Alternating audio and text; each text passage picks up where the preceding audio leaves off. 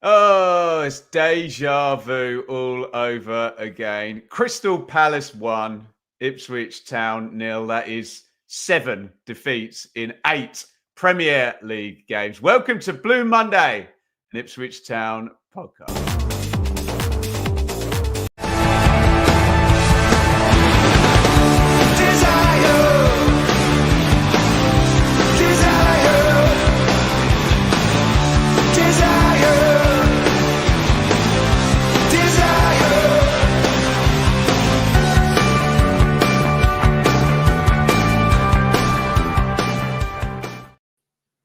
Joe, I always try and make sure I listen to what Kieran McKenna's had to say just before we come on the pod.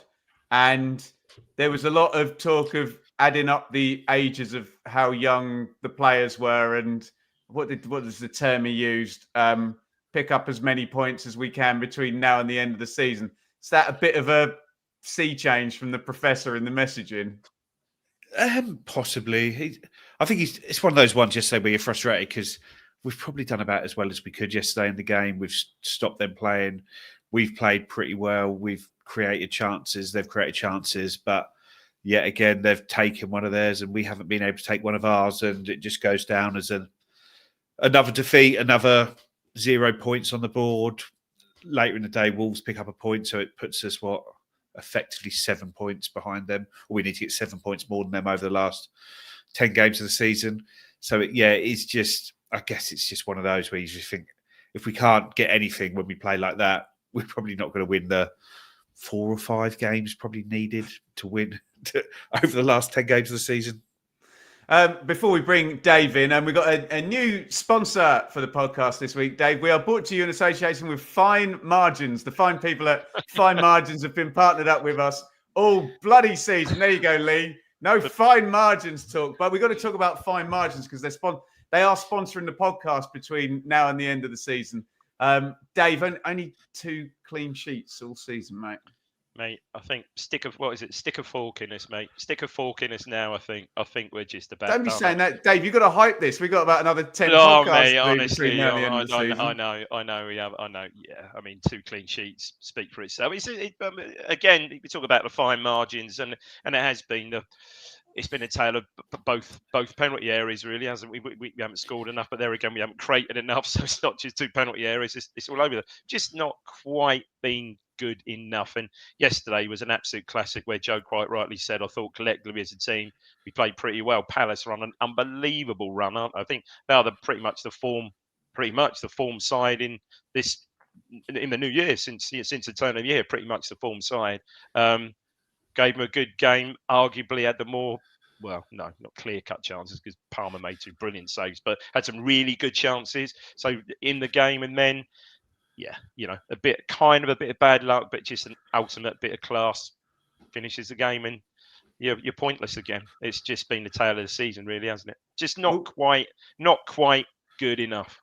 We'll get into the game. Just quickly, Joe, I did the watch-along on Monday night for the Forest game. Does that late night on Monday and the disappointment of the penalties, are we factoring any of that in? McKenna mentioned it post-game, but is it still pretty much a clear week given the side that played at Forest? Well, you've certainly got a long enough run into it. It is basically a weekend game, one weekend game to the next weekend game, isn't it? And knowing that the following game is another week. It's not like if we had a game this coming Tuesday, you might have to factor that into the selection for Saturday's game. But no, it's just you've got a full week out, haven't you? Ideally, the FA Cup game would have been on the Saturday, but you're not talking a major difference, are you? No. Welcome, everybody, to Blue Monday, an Ipswich Town podcast. If you are here and watching live on YouTube, come one, come all. Collectively, let's hug one another and see out the rest of this season. It's not going terribly well, but we are here with you. Come rain or shine, come thick or thin, to talk about whatever it is Ipswich Town. It's a very Ipswich Finn with an F there and not a TH, wasn't it? Thank you, ladies and gentlemen. I'm here all week. If you're listening after the fact with an F, we appreciate the hell out of you. Give us a 5-star review. Get the chat moving, get your comments in, and we'll go to questions to David and Joe in segment 4 in about sort of 25, 30 minutes. Well, in fact, I want to say about 18 minutes today. I think the lads are going to get through this one fairly quickly. Although there's a few saves to talk about. So off we go to Palace. Dave, just quickly, where do you kind of put them in hierarchy? I know we're going with the other 17 type thing, but they are jolly established, aren't they? And as you say, on a good run. Yeah, not sure how many. You can probably tell me how many seasons now is it they've been up? I think they went up in 12, 13. Yeah, it's 10. So, More than 10, Kevin 10, Phillips, 11. yeah? I mean, very much an established Premier League club. Obviously, surprisingly struggled, had quite a sluggish start to the season, and perhaps up to, along with Everton, up to perhaps November, December time, we were looking at being in a league of perhaps 5 or 6, perhaps. They were certainly one of the teams that, and I think they nailed that when pretty much they came to us and beat us at Portman Road 1-0. So yeah, we were going to suck them in on that Amazon game, weren't we, Dave? Mate, a proper, as you say, well-established Premier League side, and just got a lot of good players and a lot of powerful players as well. Yeah, very much so. I've just done as Dave suggested, Joe, and frozen the league table from the 29th of December. Yeah, Palace are second behind Liverpool, who've actually played 2 games more as well. Oh. No, on the points, I mean, Liverpool's is ungodly, but Joe has scored 22 points in 10 games since December the 29th, seven wins in that time. Only conceded 7 goals as well, Joe. Yeah, they're a good side, aren't they? And they've clicked because it seemed that Oliver Glasner was. They were seen because they ended the season so strongly last year. I think they won something like 7 out of the last 10 or 8. Like this, yeah. 10. And then I think they were sort of everyone's dark horse to do what maybe Bournemouth or Nottingham Forest have done this season. They started the season so badly. They didn't win for their first 10 games or so. And to see where they are now from where they were then, they've really turned it around. But I'd say Oliver Glasner's I think they wanted to give the job to Kieran McKenna above him last February, but they gave it to Glasner, who's done fantastic. But he's a Europa League winning manager that won the Europa League at Frankfurt and came in here. So it is you're talking the real top guys in there, and they've added some deep. They obviously lost Michael Elise in the summer, who was a big bloke because he was a fantastic player. But they seem to have sort of got things going now, and just look really sharp. They've recruited excellently from the EFL. They seem to buy players. Always recruit well from the EFL. Yeah, and have done from West Ham, Joe, for like the last decade. Really, they're sort of almost like what we've tried to do, but we've had to do it at warp speed as opposed to the 1 or 2 a year that you can just bring in and move up. But no, I thought they were, looking very, very sharp. Dave, here is a Kieran McKenna ITFC 11 to face Crystal Palace. It was Alex Palmer in goal, Davis and O'Shea, Wolfenden and Greaves across the back, Calvin Effin Phillips, Jens Kayust. It is Philogene Clark, Enciso, and Delap. Dave, what are your thoughts on that 11? Yeah, interesting. I think perhaps the back 4 kind of picked itself, albeit Burgess, I think, appeared on the bench, did he? Not yesterday, I think, where apparently someone in our chat, in our Telegram chat, reportedly perhaps saw him on crutches a couple of days before. But anyway, Hutchison obviously back on the bench, and Ciso actually that was again perhaps another slight surprise. He was back, actually started it.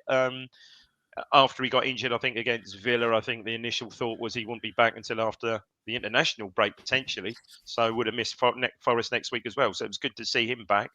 So obviously Philip, obviously Morsey drops to the bench, which again is something we haven't seen that often. But he dropped to the bench again. So I think from what I think I was expecting, so most of us expected early part of last week, but even up to the middle of last week. Quite a strong side. Joe, we've been doing this podcast a long time, so I'm going to preempt comments that are going to start landing in about 3 weeks about the usefulness of playing loan players that aren't going to be here next season. But is that a conversation for 3 weeks' time and just get the best team you can out on the pitch now? I think it's until the very last game of the season you're going to be putting the best team possible out. I guess the only time you don't is if you are stuck in a single position, because even in the Premier League, its position is worth not like £4 million to go up one position.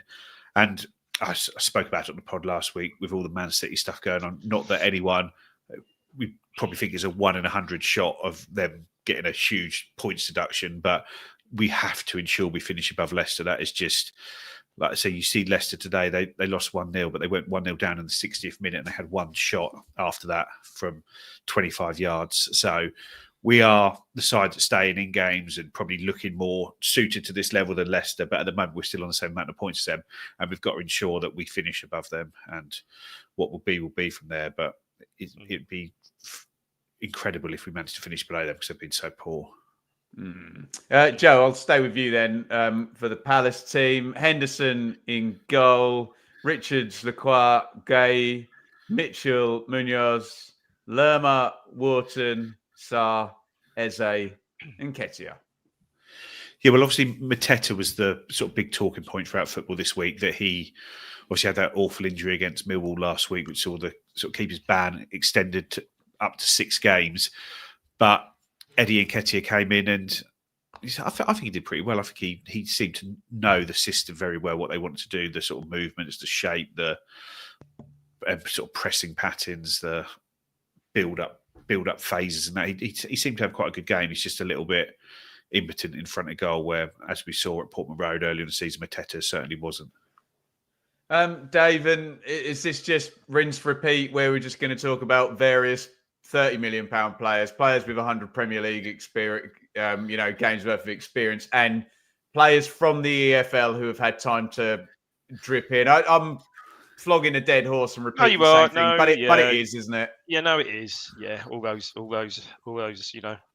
transfer windows over the years. You've got Mark Gay, who reportedly Newcastle ready to pay, was it 65 million for last summer? I mean, yeah, it's right through the team, albeit, don't quite think certainly not as strong and perhaps as physical and potent without Mateta, that's for sure. But yeah, some classy players right through team, and a team of, I think, as someone said looking at it, was it 5 England internationals? There was one point, Dave, where they were the club that had the most representation, even more than Man City and Liverpool and Arsenal. That was in the squad at the last Euros. Was it really? Yeah, Mitchell and Gay, and Wharton, obviously. I think you've got like the 5. You've got Wharton, Gay, Mitchell, Henderson, and Eze, all 5 England internationals. Yeah. Fair play. Do you want to take us from kickoff, Joe?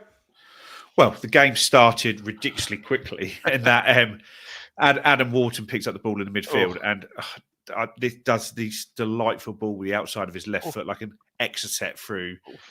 Is it? I don't know if Phillips is there, but sort of between Wolfenden and O'Shea, which puts Nketiah straight through on goal, and he comes in and Palmer gets that well. I think Nketiah looks a little bit.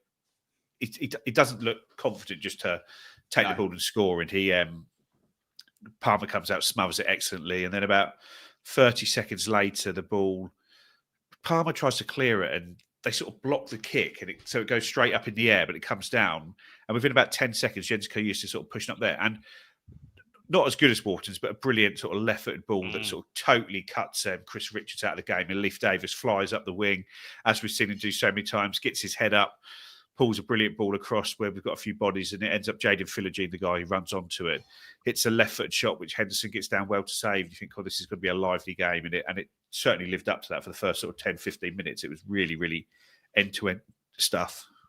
Dave? Yeah, no, it was hell of a start. I think perhaps the Wharton pass just caught Nketiah cold a bit, didn't he? He's kind of froze, but great save again. Great save from Palmer. And as Joe said, good ball from Davis, really. And I think Philogene really catches it. But when you look back, it's a good save. He gets down low. It's in the corner. He doesn't. I mean, he hits it harder as a goal, but he gets down low. Dave, sorry to interrupt, mate. It's one of those ones where you've got one attacking player moving backwards towards the ball and one moving forwards, and it's just confusing, isn't it? Yeah, I think it is. Yeah, unfortunately, but a good break, and as Joe said, it was such an open game for those first few minutes. Yeah. How does it settle after that, Dave? Yeah, I think it settles. I think both teams have their moments, really, don't they? And Ciso has a really brilliant bit of play, sort of cuts in. I think Philogene wins it wide right, and Ciso cuts in, tries to beat Henderson on his near post. And no, that's a good save. He hits it quite hard. That's a good save. And there's scrambles at the other end. Palace, as you'd expect, Palace have a fair bit of the ball, but Lerma hits one wide. I don't think we're unduly troubled too much in the first half. As Joe said, after the frantic 10 minutes, the first half just kind of peters out a bit, doesn't we? Kind of cancel each other out, don't we, really? Yeah, Davis gets away down the left again, doesn't he? Does a lovely little bit of skill to get past Richardson. Flies down there, but just can't quite pick anyone out with the ball, and we end up having a shot blocked at that side. But yeah, no, I think all the front players looked lively at that point, and we got decent chances to lap. Had a couple of shots which he blazed sort of miles over, but got into good positions, held the ball up well. I thought held up really well in the first half, and was bringing the players in, and we really looked like a well-functioning attacking unit in the first half, which we haven't done a huge amount of times in the Premier League, sort of over the last sort of 7-8 games. So happy enough at half-time, Joe? I'd say we were the happier team at half-time in that I think we probably had maybe not. They'd probably had the best chance, but I think we'd had a. I think that scramble, Joe, has bumped the XG up. The XG is quite heavily in Palace's favour in the first half, but I can see probably 2 shots at once on the scramble. Davis makes a brilliant block from. Is it Eze? Does it? He sort of chops back inside. Not Davis. Greaves. Sorry, Greaves. Yeah. Oh, incredible block. Yeah, maybe not quite going in. And then, of course, just not long before half time, there's the Greaves yellow card on Sarr, which looked a bit hairy for a moment or two. Yeah. I think the commentary were pretty fair on that, because it was one of those ones, but there's minimal contact as well, wasn't it? Yeah. He just felt a hand and chucks himself down on the ground, but there's no way you can 100% say he's getting to the ball there. No. So at this point, then, Dave, you're in a game against an established Premier League team away. You're 0-0 half time. What the hell do you have to do to score the first goal, for God's sake? Because it's so obvious to say about scoring the first goal, but it feels like if we've been able to do that in a few of these coin flip games. I think so. Well, yeah, and that's what we just haven't done. I mean, just after half time, I mean, you think, hang on, maybe this is going to be our day. Eze has kind of shot, which is it's an Andreas Bremer type deflection, of Shilton, isn't it? And Palmer's really struggling. It kind of hits the post, and we manage to scramble it clear. And you think, okay, maybe perhaps it is, kind of going to be our day after that. And yeah, look, we create some quite good chances, don't we? We really do. Delap does brilliantly. Sort of cuts inside again, tries to beat. This is a good save as well. Tries to beat Henderson on his near post with a left foot shot, and it's a one-handed save, strong hand. You're seeing those, just blazing from the angle, but it's a really good save. And this is the scramble, I think, from the corner. We have a corner, I think, and Ciso chops it into the back post. I think Delap headers it, and Henderson can catch it, but he sort of kind of palms it out. And how that doesn't go in, I don't know. Sort of Philogene doesn't really connect properly with it, and it's just cleared off the line. There might have been a suspicion of handball there somewhere, but and that's cleared off the line. And yeah, it's kind of yeah. And then just before they score, we have another great chance where we break well. There's 2 chances in it. First, Clark breaks and he's 2-on-1, and his ball was behind. Then Ciso, and he kind of have to dig it out of his feet a bit, doesn't he? Maybe he could have made a better option than shooting from where he is. And then Davis has a deep cross. This is perhaps the best chance, isn't it? Davis cross, and yeah, does he mistime his header, do you think, Johnson, there? I don't know, really. It's hard to know if the ball is slightly overhit or whether Johnson should do better with it. I've sort of watched it back a few times. I still can't really make my mind up whether the cross is just sort of half a yard too high or whether Johnson should still score. But that was sort of really good play. That was Amari who had come on by this point and just left Ben Chilwell, another England international who'd come off the bench for them, just totally knocked him off the ball and just ran the ball across and rolled it to Davis, who dinked it to Johnson, made a lovely run at the back post, but yeah, just couldn't keep the header down. That's what I noted. I took from that Hutchins has been on the weights, because he absolutely just barged him off. Absolutely was just stronger, which we haven't seen this season, have we? Against Chilwell, and that's a bit unfortunate. And then at the other end, Davis lets in Muniz, doesn't he? And again, another brilliant save from Palmer. And then You want to do the goal, Joe? Well, it's just You can say no if you want, mate. The ball's sort of rolling around in the midfield, and it's I can't remember his name, but the Japanese sub that they'd brought on. Kamada came on, and Daichi Kamada. Yeah, he just sort of overruns it, and Phillips wins the ball off him. And as Phillips wins the ball, he does kick him, but the ball then just breaks straight through to Sarr, who just has that burst of speed, just that first touch, and Greaves can't keep up with him, or sort of on his heels, and then the finish is just that ice cold blood in your veins, isn't it? And he just dinks the ball up over him, very similar to the goal Mateta scored at Portman Road from the other side, where he just dinks the ball over Muric, and it's just both games this season where you're just beaten by a real bit of supreme quality when you've got sort of half a chance. And like I say, I think Wolfie comes out after the game and says we should have been more insistent on trying to get in the ref's face and tell him it was a foul on Phillips, because it probably was just about. But I think if that ball goes loose the other way into the midfield, the ref probably gives you a free kick for it. But when the ball's in the back of the net 3 seconds after it happens, it wasn't really. I say it's not one is ever going to be overturned or looked at, or you'd expect to be. But I say you probably get that if that just goes into the midfield the other way. It's just one of those ones where the midfielder just does enough, takes it off their toes, gets a kick, goes down, feels it, ref blows a whistle, the game slows down and starts again. But not to be. And again, I thought Phillips had a really good game in the midfield getting there. So it's a real shame that he ends up effectively with an assist for the goal. He's always been one, Dave. Sarr, I covered him a lot when he was at Watford. He'll do nothing for 35 minutes and then get a goal or an assist just with his pace. Exactly that. What Joe's just his described. movement is unbelievable, and he does not. Whilst you're sort of saying he does nothing, when you actually watch him, he is constantly on the move the whole games, just waiting for that chance, making that run, keeping his full back on their toes all game, and he was drifting into that gap between Greaves and Davis all game. And I think I remember Paul Warne putting 3 men on him for Rotherham once when he was playing on the wing for Watford. Yeah, we could just sort of drop back in and help out a bit more there in the second half. I saw one or two people sort of having a little bit of a pop-up. Greaves, no way. All right, he was a bit flat-footed, but the first yard of acceleration was first yard or two of acceleration was lightning, and the finish was just sublime. And that's what you're up against. That one moment of absolute class. And a real killer, the timing of the goal, Dave, and reading in our Telegram group. This and they just killed resignation. A bit like Brighton did, it's 2-0, but Brighton just killed the game after that. Absolutely killed it. As they do, they're experienced enough to do that as they did. We didn't really lay a glove on them, really. I don't think we barely did after that. They just saw it out quite comfortably. Few substitutions here and there.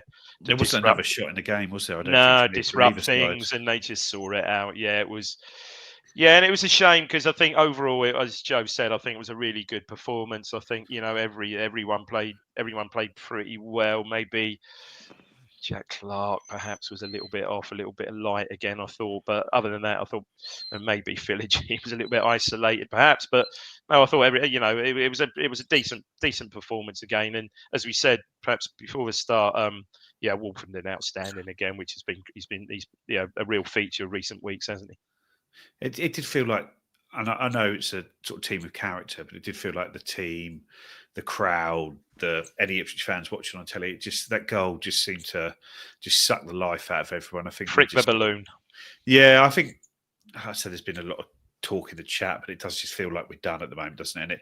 And it did feel like, oh my God, like I'm not saying we blew Palace away and deserved to beat them 3-0. No one's saying that, but we were very, very in the game, very competitive, still creating chances, having good chances, and then they just score that goal from sort of nothing. And it's just, I think we've seen it all before now. We've all seen this story too many times now, that when we go 1-0 down, that it's just so difficult to get back into games, because these Premier League teams, I think there's 8 minutes left and 3 added on, 11 minutes.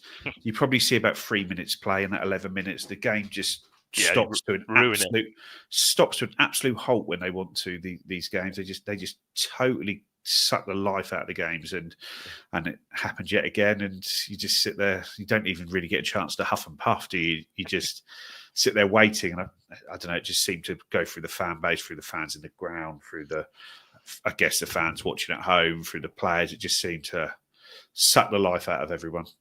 Yeah. So, Dave, without going in two-footed on the team and on McKenna, that I'd never ever want to do, what can we take? What is developing here? Because it's difficult. And I joke with you guys before you come on in the green room, what are you going to say today, lads? Or, how are you going to frame this one? I suppose the keeper is playing well, which is good. And the fact that Wolfenden's come in and stepped up, but we've had that for a couple of weeks. But I do agree with some of the points made in the Telegram group we've got, Dave, about the team developing, and it's bloody March. Do you know what I mean? And it's too late, isn't it? I mean, it sounds a bit crass, but we're developing well for the championship next season, aren't we? Look, it's yeah.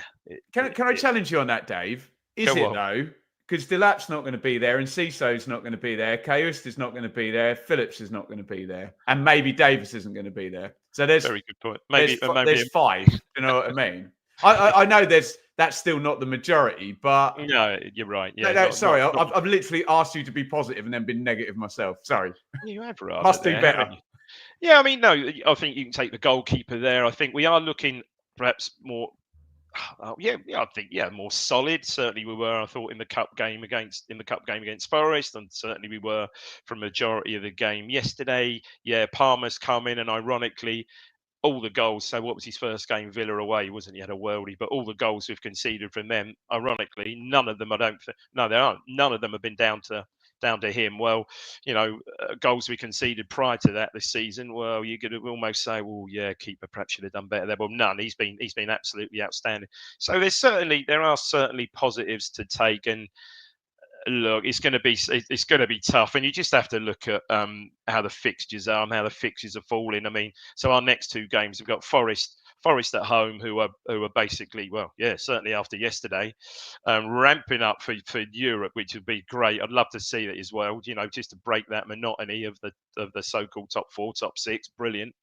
And then next up, which is into April after international break and the cup games, we've got Bournemouth away, where I think I'm right in saying Wolves, who we're looking is realistic the only team we're going to overhaul. We've got Southampton away and West Ham at home. So it's you almost couldn't make it up, could you? So it's going to be difficult. All we can hope for is some more positivity. And look, let's try and nick a few results before the end of the season. But yeah, no wins in 2025. We're now scored less than a goal a game. They're tough numbers, mate. They really are tough. Joe, I normally come to you for positivity. There must be some bits and bobs we can tune into here. We're not just playing out the remaining. We got 10 rounds remaining after this. There's got to be some stuff building and some. What's the word? Objective and target now. If that gap does stay the same, like you say, it's realistically 7 points with a goal difference. Yeah, and I think we have settled on what the team is and how it works. But the biggest issue we've had this season in regards to that has been injuries. Because whilst there's been a lot of changes, we just haven't had that same run of the team. When you look at if you look at the goalkeeper, this has been a problem. The goalkeeper situation has been a problem, and that does now look solved, which is good. But you look at defence, Axel Tuanzebe is now out for his 3rd period of the season injured. Darragh O'Shea's been pretty regular. Jacob Greaves started really well, then missed 10, 12 games. And then Leif Davis has been pretty regular. But I think we know what the defence is now. It's going to be sort of Tuanzebe, O'Shea, Greaves, Davis, or Wolfenden. O'Shea, Wolfenden, Greaves, Davis. It's taken this long for Calvin Phillips to get up to speed, and I think we can see over the last few games that him and Jens Kaiust does look a more Premier League midfield there. The right-hand side, we've got the problem there with regards to Ogbene out for the season, Burns out for the season. Like Philogene and Johnson are filling in there at the moment, but they're not the role either of them were signed to do here.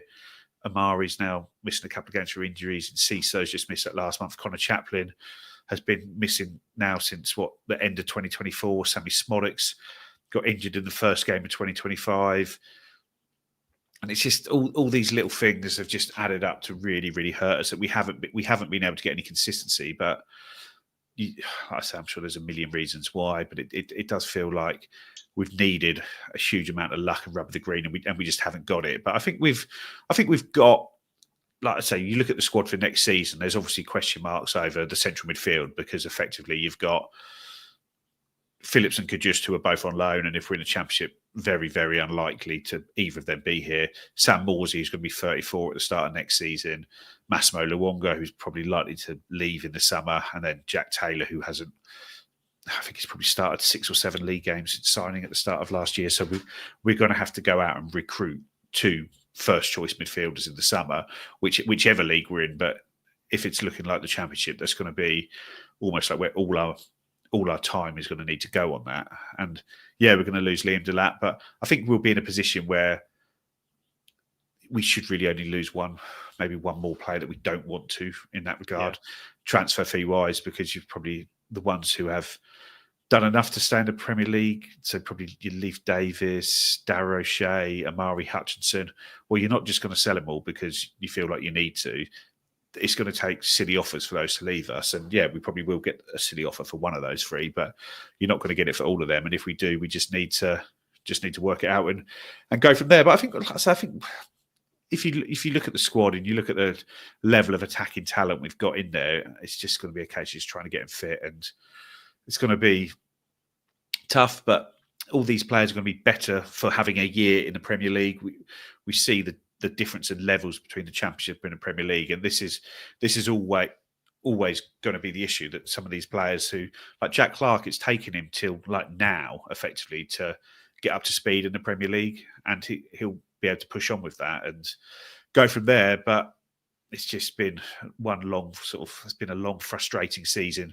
We probably, you look at the points tally we've got, we probably should have about 7 or 8 more points than what we've picked up, but we haven't. And unless Wolves had not totally sort of messed this season up, we would be, even with that 7 or 8 points, we'd still be 7 or 8 points behind the team directly above them. But it's just that they've sort of had such a bad start to the season and changed manager, massive lack of discipline, and they're still miles ahead of us, aren't they? Yeah, we'll get into that when we look through the results. Dave, do you want to have the last word on Palace away before we move this thing on? Oh, as you said, a bit of deja vu, wasn't it, really? And Joe makes a really good point, I think, about the right side this season. Absolutely decimated. We've got Ogbene in as maybe, and obviously having Burns there as well. And I think Burns, perhaps after the Ogbene injury, when was that? Brentford, wasn't it? Back at end of October.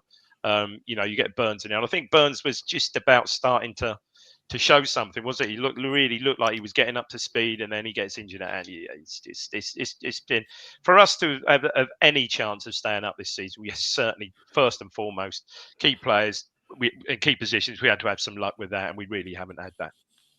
Nope.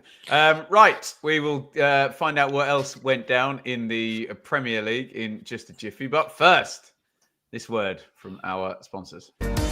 Blue Monday is proudly brought to you in partnership with our friends at Atwell Solicitors, your ideal legal partner for work on property or business law. Their client care has repeatedly been recognised as outstanding, and they are people-focused with a plain English approach which sets them apart.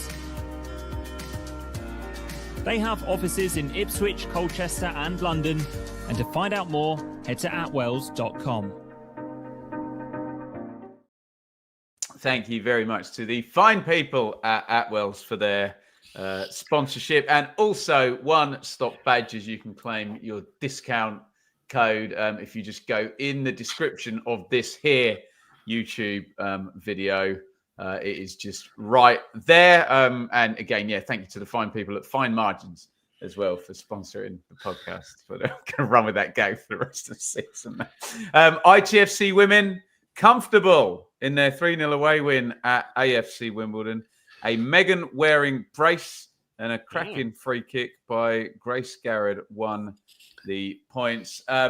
More shows is bloody Forest again, isn't it? It's talking about deja vu. Literally the same opponent as earlier in the week. The third meeting against Forest coming up. We got some rewind. We got some Pre-match coming on Thursday. Predictions with me and Mikey on Friday. And these poor two blokes, I'm going to drag them in here again next Sunday. And we'll talk about what the result could possibly be next Sunday. But we're going to be far more positive than that. Let's get into the Premier League roundup in association with Innovation Labs.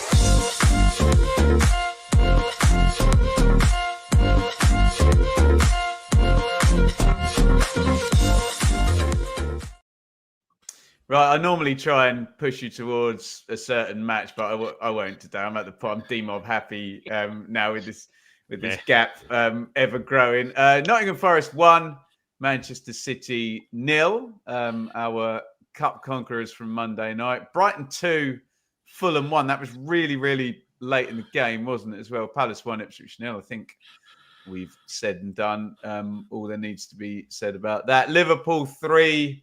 Southampton actually took the lead. Southampton in that one. A silly thing to do, wasn't it? Brentford 0, Villa 1. The one I suppose that matters most to us is Wolves 1, Everton 1. No Cunha, no win, but still got themselves a point, didn't they? Their Wolves. Chelsea 1, Leicester 0. So, yeah, that is 4 defeats in a row for Southampton. I can see 5. It might even be more for Leicester. Anyone know how many Leicester have done in a row? I'll look it up in a sec. 3 defeats. I need to find out now. 3 defeats in a row for. It is only the 5. So yeah, the only losing streaks in the Premier League at the moment over 1 game belong to the 3 ex-EFL teams from last season. Joe, what do you want to talk about in the Premier League roundup in association with Innovation Labs? I guess just to sum up my mood, the Wolves Everton game, in that I saw it go 1-1 and I was knackered and I couldn't be bothered to watch the game play out. I just went to bed, and it's just a case. I think it just shows sort of how far off then we are, that I wasn't even sitting there willing them to lose, because it just doesn't feel like. It doesn't feel like. I know we've been clinging on to Wolves as a hope and Cunha suspension, but I just don't think we've got enough about us to. That managerial hire has actually been quite good, hasn't it? Well, I think it was just a case of getting anyone in just to try and get their good players sort of heads back in the game, which he's mostly been able to do. But yeah, it was just I just couldn't even I couldn't bring myself to watch it. I just couldn't be bothered to stay up for another hour to see if they got 0, 1 or 3 points, because I don't think it matters. Dave, anything springing off the page? Get queued up in the chat with your questions for the boys for the next segment. But anything jumping out of the page? I mean, no, not really. I mean, a classic. Here's the thing: a classic sort of, say, dark art sort of thing. The Brighton penalty was an interesting one, like 98th minute penalty. And it was a classic. I think it was Harrison Reed on João Pedro, and you could see he bought it, but it was so clever. It's so clever how he does it, and you sort of look back, and that kind of sums up the Premier League for me a little bit. We just, I don't say dark arts, but just being that cute and that clever to win that penalty, how he did in like the last knockings of the game. That sort of shows you something. We just wouldn't be capable of doing that, I don't think. It's just an example, really. But no, other than that, I mean, look at Forest. What a great result. I mean, crikey, who would have thought it? You know, Man City might be struggling, scrapping for a Champions League place. I mean, but you know, incredible, really. But yeah, let's hope they peaked yesterday, and we save a little bit for them next Saturday. It did feel in that game, like when you saw the build up to it, it's like if Man City beat, like Nottingham Forest have had this fantastic season, but had Man City beat them and then Chelsea beat Leicester today, which they did, Forest would have been 5th and they'd have been 3rd. And you just look at that's what I went for, Joe, actually, in the prediction. Yeah, and you just think how difficult. Like we're talking about how difficult it is for us to catch the team sort of 17th and above, but when you look how difficult it is just to get ahead of like Man City and Chelsea. Incredible. And like, remember those years like when Mourinho was at Chelsea and he totally lost the plot, and you look, they were like 16th when he left them. Man City had the worst run. Like if Pep Guardiola's managerial career, they couldn't buy a win for like 3 months. It felt like they were terrible, set up badly, knocked out of all the cups. But yet they're still, well, they're fifth currently, but they still could have gone into third with that. It's just like, it shows just the levels and how far ahead, how impossible it is for them to fail effectively. I just did a quick little points projection, Dave. We love an extrapolation, don't we? I had Wolves coming out at 31, Ipswich and Leicester at 23, which is just heinous to be that. I mean, I'm not having a pop at our squad or our team or the efforts we've made, but the big conversation about the chasm, Dave, is very real. That sums up. 23. That really sums up the chasm, because if you put, I don't know what you forecast Southampton, but the 3 promoted teams aren't going to get 60 points between them. I mean, it's just bonkers, isn't it? Nowhere near. If you take that extrapolation, nowhere near. It's just crazy. Yeah, it just shows, doesn't it? Not healthy, but there you go. It's what it is. Yeah. There we go. Right. It's incredibly positive podcast for you today. We hope you're hanging in there and enjoy it. You can maybe lighten the mood with a nefarious or comical question, although I'm sure they'll be fairly serious, won't they? Chris Rand Travels. Joe, haven't asked this for a few weeks. If the season is a 90-minute game, we're just coming up to the 70th minute. What's the score? I mean, we're behind, Joe, aren't we? Do we have to win or draw to stay up? Depends whether Man City get deducted 85 points, doesn't it? Because I'd say if we need a draw to stay up, we're 3-0 down, aren't we? If we need to, or probably 4-0 down. I think we need probably 4 goals in the last 20 minutes to get a result in this. So whether that makes us 3-0 down, needing to win 4-3, or 4-0 down, needing to draw 4-4. I think we are, like I say, we are very, very far behind the 8 ball, aren't we? Dave Martin, good point from David. One a week, Martin. One a week. About us looking more solid in the last couple of games. Can we expect a more pragmatic style if we do end up in the Championship next season? I want 100. I want 100 points and 100 goals. Start that now. Bloody well do. No. What the hell are you on about? That's going to get picked up, Dave, isn't it? No, that was very much tongue in cheek. Very much tongue in cheek. Well, look, it depends. Well, here we go. Look, depends who's steering the ship, doesn't it? You know, if I can't see him changing. If McKenna's still, hopefully will be, if McKenna's still here, and it does happen, the worst happens, and we go down. Well, pragmatic. No, I can't see him changing. I can't see him changing the style. It will be a similar style to how we played, with obviously with different personnel, but I should imagine it will be different style to how we played last year. And I don't think you could call that pragmatic, could you? But to Martin's point, Dave, forward it on. We all hope McKenna stays if we do drop, and you can leverage the massive advantage you then have and get back. Then you might see a more, worldly with a different squad. No, I don't think he was asking. I don't think he was asking that. But no, he wasn't. I think when you would see it, Dave. Yeah, I mean, you'd like to think if the worst happens, we go down, and then if the best happens and we get promoted again, you'd think some lessons will have been learned. So you would think that perhaps it will be a more pragmatic approach next time up. I'll let you quickly answer this, Dave, because that seems right up your street. Do we need a Y mark Brazil? Are you stronger? Well, yeah. Can we try and pluck them up? So let's put at their peak what they would be worth in today's money. Well, Y mark probably 50 million, probably, and Brazil at his peak, goodness knows what, 70 maybe, 75 perhaps. So yes, be useful. Yeah. Joe, LJ. Lee Johnson. No, it's not Lee Johnson. It's only LJ. Lyndon Johnson. There you go. So that's a better LJ, isn't it? It's recruitment, though, isn't it? Yeah. Yeah. Recruitment. Has it been too UK centric? Big fees for higher end champ players. Lack of shopping in European markets due to lack network or by design.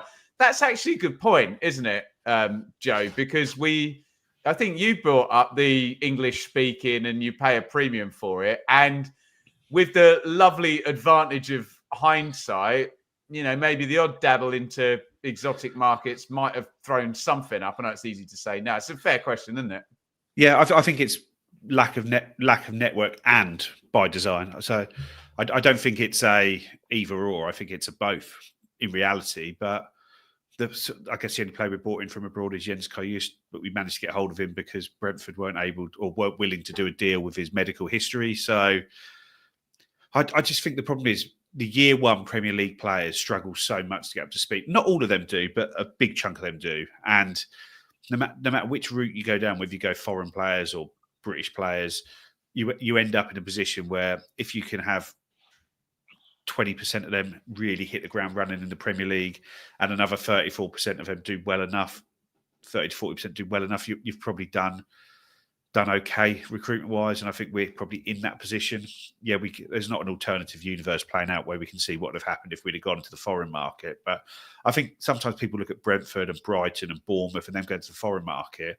Forest. But these players don't come in year one and hit the ground running and do really well. You get the odd one like Murillo at Forest who's just come in and been superb, but like Belieber at Brighton, who looks unbelievable in midfield, played like 20 games last year, in and out the side, totally anonymous for bits, missing a few weeks at a time, coming in doing well, and you just can't get that experience. You can't get players, get them to have that year's experience, and then get them ready for the next season. It's just not possible. So we've just got to do what we can do and just keep doing it. But the only way you do it is you get that bit of luck and you find some way to stay up in your first season. That's the only hope, really.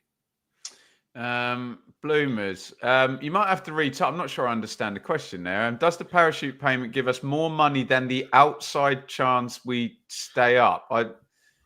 Can you decipher that? Maybe rewrite the question. I'm not entirely sure what's being asked there, but it sounds like an interesting rabbit hole that I might like to go down. If you don't mind repurposing that, Bloomers.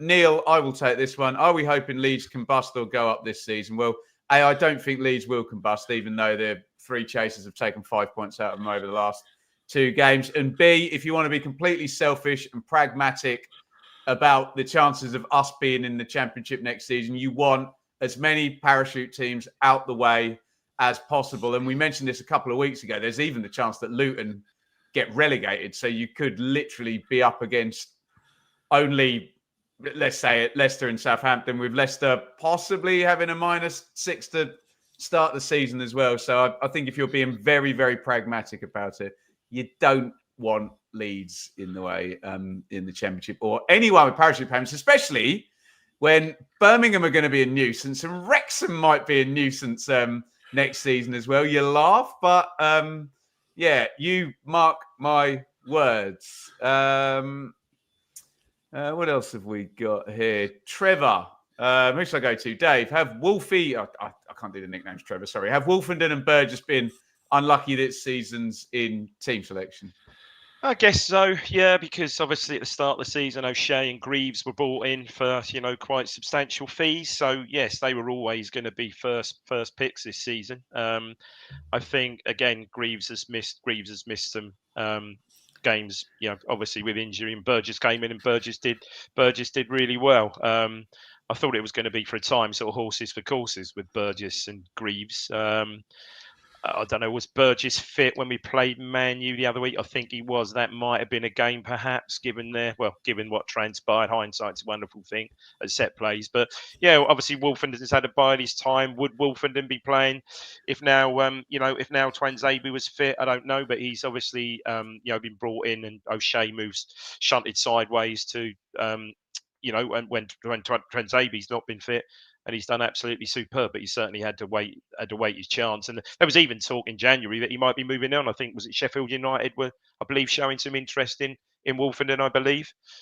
So it's great to see, and as Joe said, local lad. It's really good to see, and let's hope he, whatever happens, he has a strong, he'll keeps his place in the side, has a strong end of the season, and he'll be as he was before, an absolute quality player. If the worst happens and we go down next season.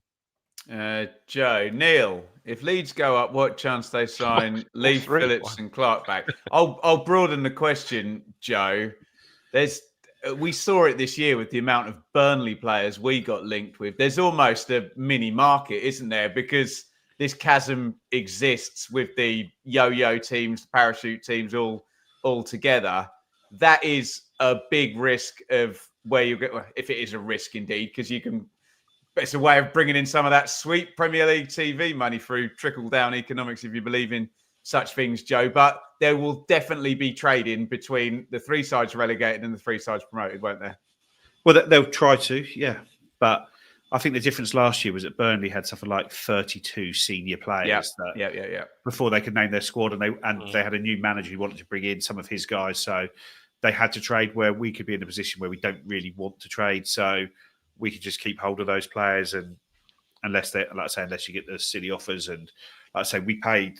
There's a little bit of talk of Amari Hutchinson in the chat at the moment. We paid like 22 million for Amari Hutchinson last summer as a 21-year-old going to the Premier League. He's going to have a big season of Premier League football under his belt, and he's really had some good times in the league. He's played well a lot of times. He's still in England under 21 international, and his value's got to have gone up from there. He's not a 22 million pound player. We want 32 to get rid of him, and people can say, "Oh, he's not worth that." Okay, well then he's not going to go if he's not worth that. If no one's willing to pay that, we're not just going to give him away to let him have another season in the Premier League. Someone's going to have to come and take important players off our hands.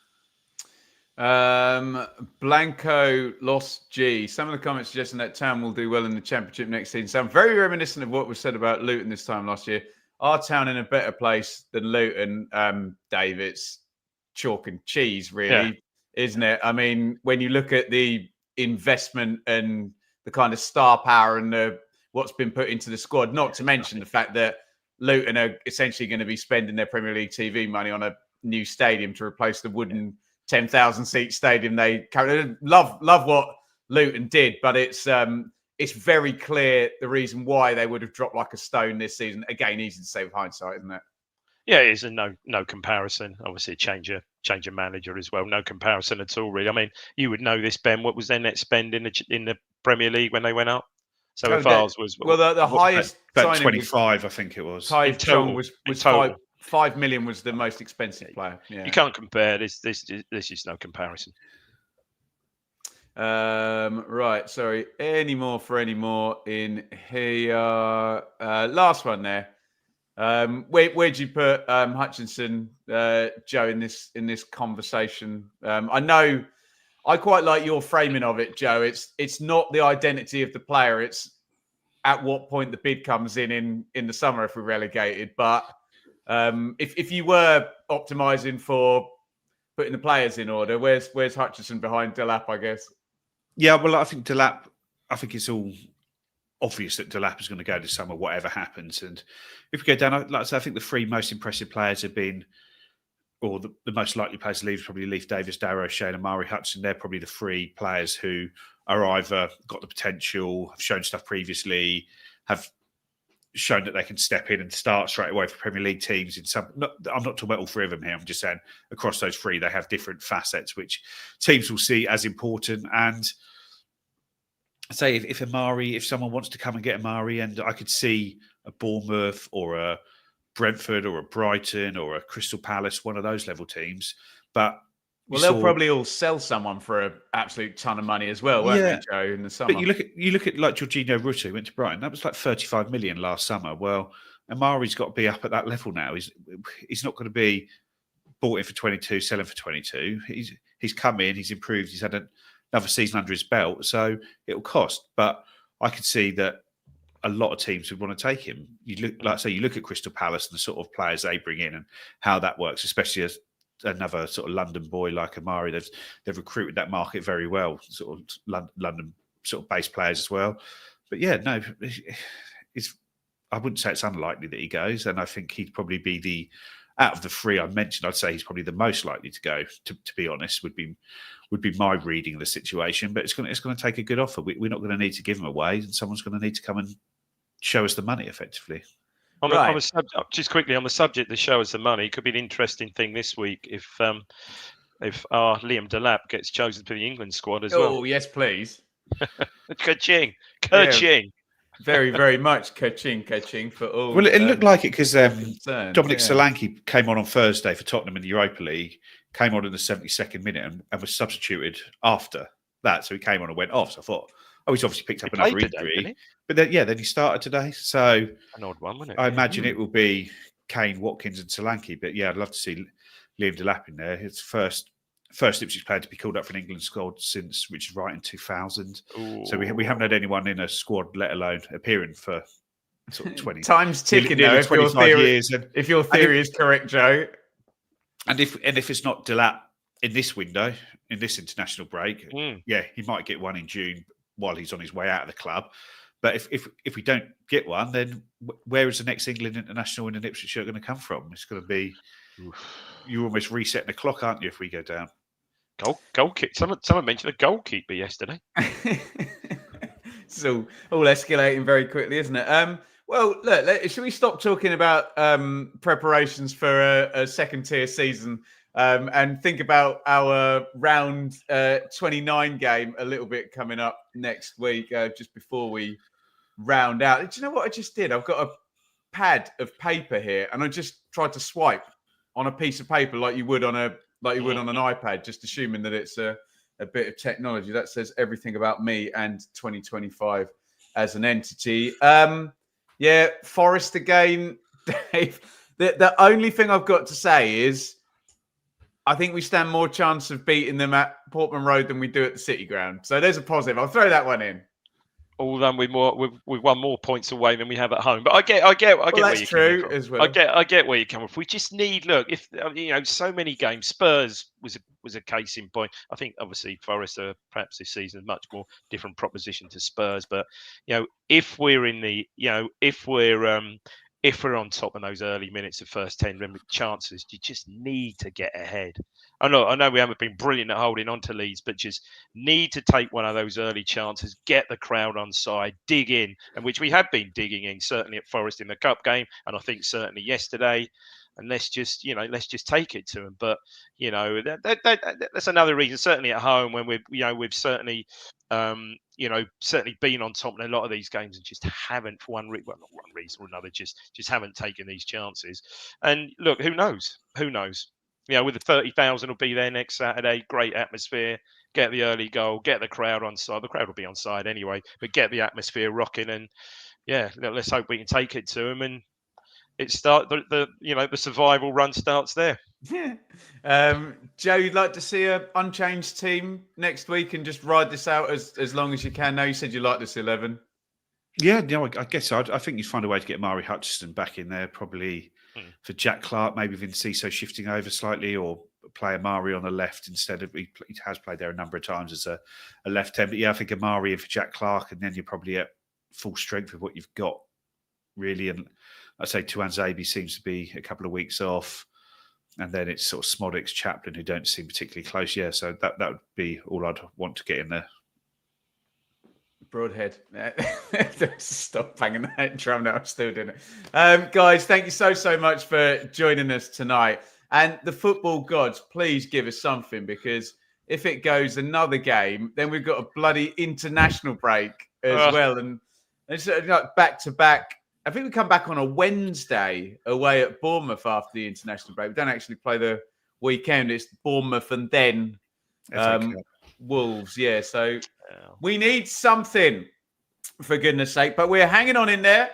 We're trying to be positive, guys. And we're also trying to face the reality that we maybe change the divisions again next season, and discuss the likelihood of that. If you say nice things, we'll stick them up on the screen to end the show. Joe and Dave, thank you as ever for joining us. Next thing is Rewind on Tuesday, and then you can see the lads. It'll be Richard and Seb on Thursday. You can come and join in live and hear them say nice things about Nottingham Forest, two really good centre-backs and the excellent season they're having. But we're moving on and we're being positive. Last word from you, Joe. Bring on Forest. Next week we go again. He's like forcing himself to say it now, Joe. I'm looking forward to getting back to Portman Road. It's been a long time since we had a game. This sort of one game a month is not much fun, is it? No. David, come on. I've put you in the Joe Fairs rousing table. Absolutely right. All here. that what Joe said times two, and I'm now as I leave you guys here, I'm now going to try and go on the Fine Margins website. www.finemargins.com. Someone go and buy it now quickly. I'm sure someone has. Just check where that points before you say it out loud there. Oh, God. Oh, Sorry.